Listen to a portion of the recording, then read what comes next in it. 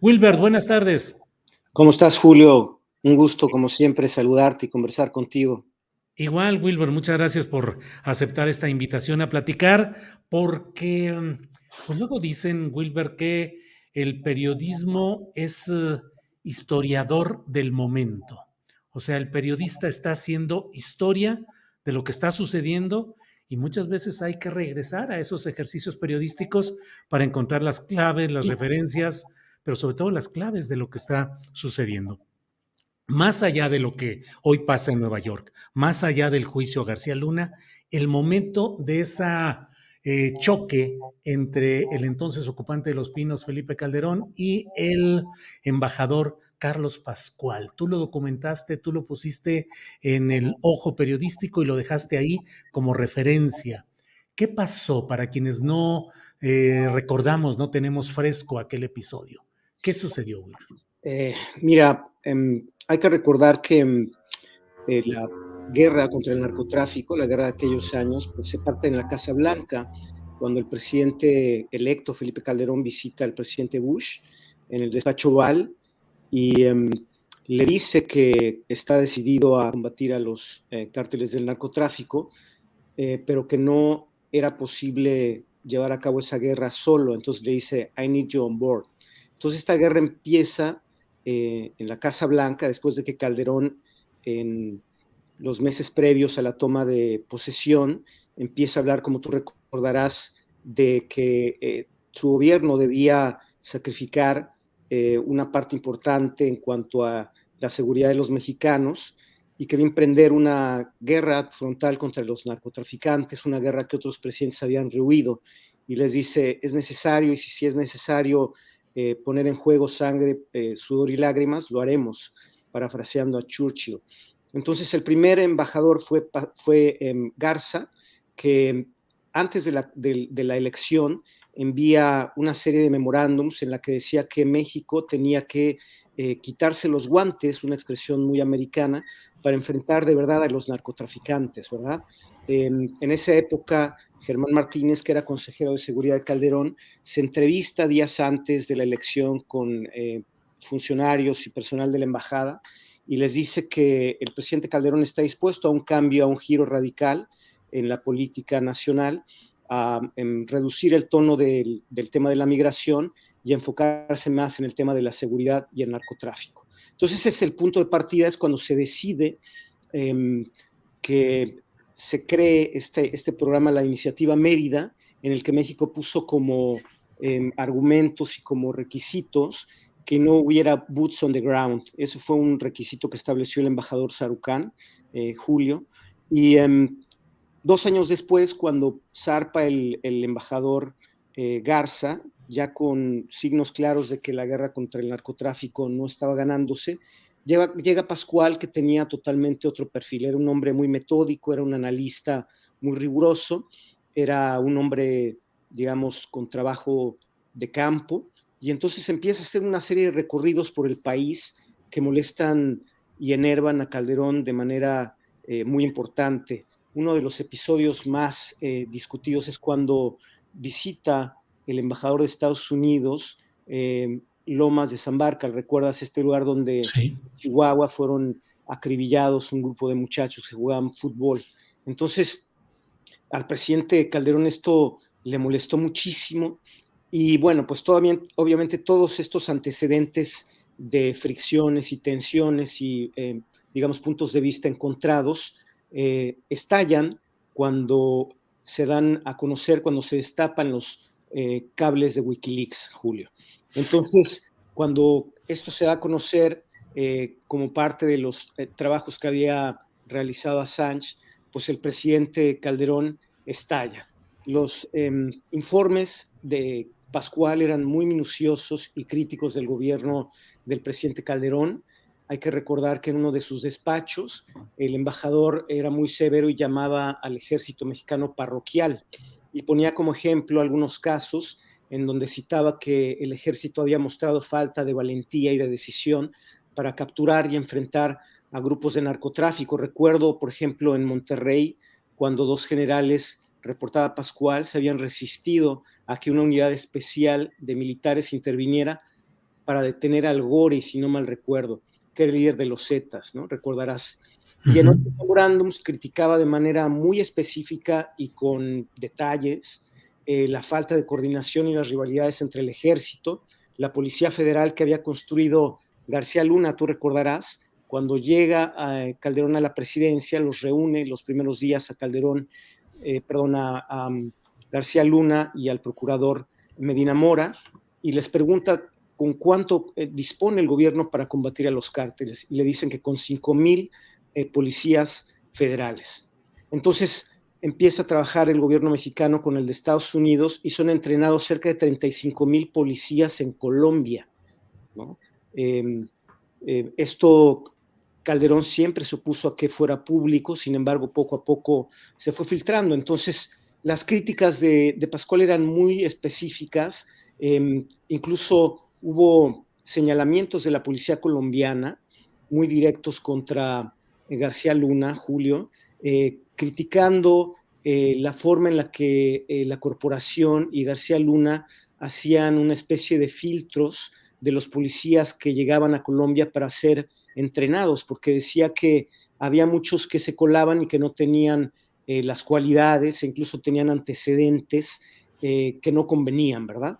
Entonces, en este contexto es cuando se destapa Wikileaks, ya había una molestia latente en el presidente Calderón, y entonces pues viene una serie de reclamos muy, muy enervados de parte de Calderón. Yo recuerdo, Julio, una Sí. entrevista que le hizo Roberto Rock, entonces director del Universal, al presidente Calderón y le pregunta sobre los cables de Wikileaks. Y Calderón, tú recordarás que es un hombre pues muy, muy proclive a utilizar un lenguaje coloquial y le dice, yo al embajador no tengo por qué rendirle cuentas. A mí me parece que estos despachos del embajador contienen cosas que no son. Él le echó mucha crema a sus tacos, decía Calderón, ¿no? Que era Y de crema, de mecha corta, solía decirse que reaccionaba muy intempestivamente en algunos casos, Wilbert. así es, y eso también quedó reportado en los cables internos del Departamento de Estado que fueron descubiertos por Wikileaks.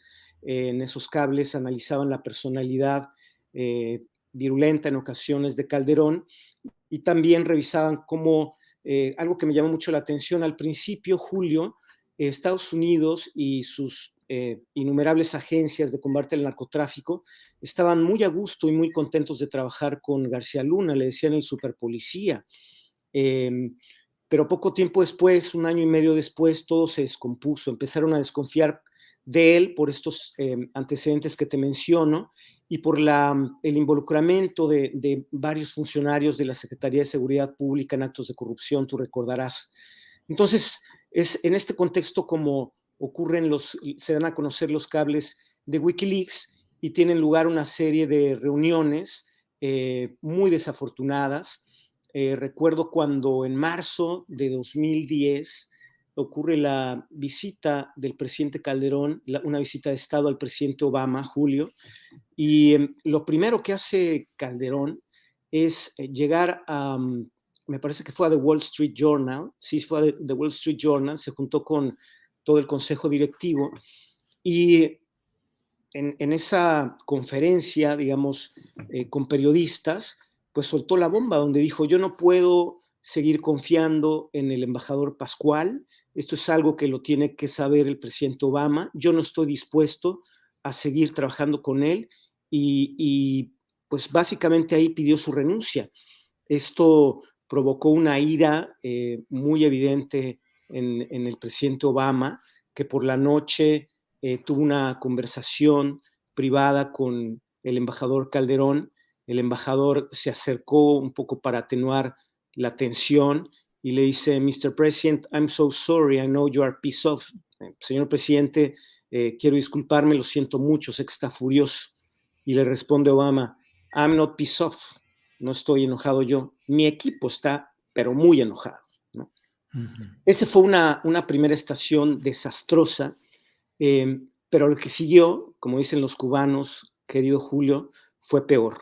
Hay que recordar que eh, la secretaria Clinton visitaría el país, una visita ya programada con meses de antelación, en enero de 2011, si no mal recuerdo. Era una reunión que había sido prevista, se iba a reunir con la secretaria de Relaciones Exteriores, con Patricia Espinosa, y con el presidente Calderón, pero días antes de la reunión de Los Pinos surgió una llamada a la Casa Blanca para anunciar que el presidente no recibiría a Hillary Clinton. Entonces esto puso las cosas de cabeza. La secretaria Clinton y la secretaria Espinosa, que siempre tuvieron una muy buena relación, planearon reunirse en Guanajuato y ya estaban a punto de concretar el encuentro cuando reciben una nueva llamada muy acorde con el humor de Calderón en la Casa Blanca y reportan que Calderón recibiría a Hillary Clinton. Bueno, en aquella reunión, el presidente Calderón, como tú recordarás, fue, digamos, muy puntual en sus reclamos, en sus reproches al gobierno de Estados Unidos. Le dijo a la secretaria Clinton que él no entendía cómo después de todo lo que él había hecho y todo lo que había aceptado, sobre todo en términos de apertura, todas esas ventanillas de colaboración entre las agencias mexicanas, el ejército, la Policía Federal, que básicamente pues, se pusieron al servicio de las agencias norteamericanas. Entonces el presidente estaba furioso, le dijo a la secretaria que no podía tolerar aquello, que Pascual había intervenido y se había excedido digamos, los límites que le marcaba su tarea de diplomática y le recriminó, en cambio, que el gobierno de Estados Unidos no hubiera hecho casi nada por reducir el consumo de drogas en Estados Unidos y frenar el tráfico de armas que abastecía a los cárteles mexicanos. Clinton, recuerdo que todo esto yo, Julio, vale la pena mencionarlo, este libro lo construí a partir de entrevistas muy largas con personal de la embajada, incluido el embajador Sarucán, y todo esto es información y datos de primera mano que después se confirmaron. Clinton le explicó que Pascual había cumplido estrictamente su tarea diplomática, que los cables difundidos por Wikileaks eran memorándums confidenciales, información procesada por la embajada que habían sido robados y que de ningún modo significaban ni un mapa ni un diagnóstico completo, ¿no? Y cerró esa intervención diciéndole al presidente Calderón: señor presidente, no somos vecinos nada más y socios, somos una familia, ¿no? Pero Calderón no entendía de razones y ahí mismo le pidió la renuncia del embajador Pascual, que semanas después, me parece que 2 semanas después, se concretó, querido Julio. Wilber, y en toda esta historia de un enojo de un titular del Poder Ejecutivo de un país que pide que el embajador de otro país se comporte de cierta manera o deje de comportarse de cierta manera, pues no deja de ser, digo, no es que no deje de ser, no es un acto que le corresponda al titular de un poder de un país meterse en la manera como otro país ejerce su diplomacia si no hay actos lesivos públicos y que puedan ser tipificados como actos de traición al interés nacional de manera explícita. Entonces, aquí era el comportamiento de un embajador. Pero, ¿qué logró? ¿Qué es lo que se supone o se entiende o se perfiló que obtendría a cambio Estados Unidos de ceder la pieza de un embajador en México? Pues mira, hasta donde yo recuerdo, básicamente el, pues el exabrupto de Calderón tenía como propósito inmediato desmontar toda esta, pues digamos, plataforma de análisis crítico que siempre tejió muy bien Pascual. Incluso tiempo después, en una visita a una universidad, presentó, ya sin ser embajador, un diagnóstico muy completo del país, en donde mencionó, fíjate, desde aquel entonces, que él veía con mucha preocupación que los muchachos de todo el país, pero particularmente quienes habitaban en los estados del norte del país, estaban siendo cada vez más tentados y capturados por el crimen organizado, fíjate. Uh -huh. Entonces, pues yo no sé si hubo algo en juego en cuanto a ver este exabrupto de Calderón como una pieza de cambio, pero lo que sucedió después fue que las relaciones excesivamente abiertas que el mismo Calderón había propiciado, pues hubo una especie de congelamiento y distanciamiento, ¿verdad? Al Ujú. final, sobre todo el gobierno del presidente Calderón.